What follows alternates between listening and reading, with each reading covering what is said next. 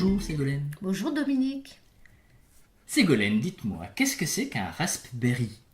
Le Raspberry est un ordinateur dont les particularités sont la très petite taille, il a la taille d'une carte de crédit, et le prix très modique, il vaut entre 25 et 40 euros.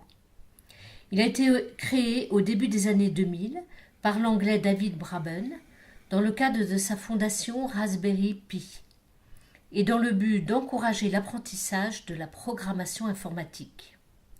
Pour la petite histoire, Raspberry Pi signifie tarte aux framboises en anglais. Ce nom fait office de clin d'œil aux marques comme Apple qui signifie pomme. Pi est également le diminutif de Python interpréteur, car Python est le langage de programmation principal de Raspberry Pi. Et comment se présente-t-il cet ordinateur? Il se présente sous forme de carte électronique, de la taille d'une carte de crédit donc. Il est fourni sans boîtier, ni alimentation, ni clavier, ni souris, ni écran. Ainsi, dès le départ, Raspberry Pi a été élaboré par des technophiles expérimentés, désireux de programmer avec un matériel qui ne comprend que l'essentiel. Ceci dans le but de minimiser les coûts et de pouvoir recycler d'autres matériels comme le clavier, la souris et l'écran. Et qu'est-ce qui est capable d'être fait avec cet ordinateur? D'abord, ça convient très bien pour faire un petit ordinateur, surtout de la bureautique. Et à la rigueur, même s'il n'est pas très rapide, on peut lire correctement des vidéos. Mais en fait, il est surtout utilisé pour construire des objets interactifs. Mais il faut pour cela lui associer des kits qui se présentent sous forme de capteurs de lumière, de température, des actionneurs comme des moteurs, des organes de sortie comme des lampes, des alimentations comme des piles, et des interfaces de dialogue comme des boutons ou des LED ou des écrans. Et pour les bidouilleurs, ces ports d'entrée et de sortie permettent la réalisation de projets électroniques, bureautiques, physiques, et d'inventer tout un tas d'objets à usage familier. Par exemple, vous pouvez créer un module pour ouvrir la porte de votre garage, faire un suivi de température, concevoir un module pour piloter ses guirlandes de Noël, ou inventer, pourquoi pas, une machine à conseil. Tiens, il y a le miroir magique, qui est le projet d'un Néerlandais, et en fait, il s'agit d'un miroir sur lequel s'affiche l'heure, la météo, le calendrier. Il est piloté par derrière par un Raspberry connecté à Internet et qui va y chercher ces informations.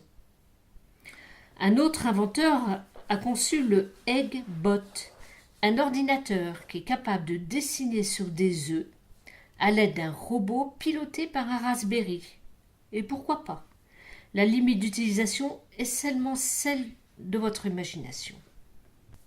Et quelle est la différence avec un autre ordinateur que j'ai vu dans un magasin de grande consommation, un supermarché, qui est l'Arduino? Alors, c'est un peu pareil. C'est Arduino, lui, il est né en Italie. C'est un professeur qui s'appelle Bonzi qui l'a créé pour ses élèves. Ainsi, ils ont tous les deux en commun d'avoir été conçus pour être des supports pédagogiques afin de construire des objets interactifs. Mais le Raspberry est 40 fois plus rapide qu'un Arduino. Donc, on pourrait lui penser qu'il lui est supérieur.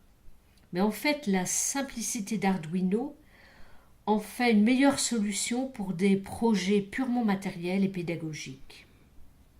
Par exemple, le Raspberry, il faut se mettre vraiment à la programmation et au langage Python, entre autres, alors que l'Arduino est plus simple et présente beaucoup d'avantages pour des projets matériels car il est très flexible et travaille avec tout type de capteurs. Ainsi, si vous voulez écrire un programme pour faire clignoter une LED, avec Arduino, vous aurez simplement besoin de brancher la LED et de taper 8 lignes de code. Avec Raspberry, il vous faudra installer un système d'exploitation et des bibliothèques de code avant de commencer. Pour s'initier à ces cartes électroniques, il vaut mieux donc commencer par l'Arduino. Et vous avez des exemples d'applications avec l'Arduino ou le Raspberry Pi? Oui, par exemple au Fab Lab de l'USI, un de nos adhérents, Laurent, a développé un dispositif composé d'un bac avec des plantes purificatrices d'air relié à un Arduino qui surveille les végétaux. Les capteurs, reliés à Arduino, mesurent le niveau de pollution. Et il est en train de faire la connexion avec son smartphone qui l'informera si la plante a soif, si la pollution monte anormalement ou si le filtre est colmaté. Son bac à plantes s'appelle Divetal. Il a participé au Trophée du numérique, le concours organisé en 2017 par le département de la Nièvre, et y a gagné un prix qui lui a permis de s'acheter d'autres Arduino d'ailleurs. Merci Ségolène pour toutes ces informations. À très bientôt. À bientôt Dominique.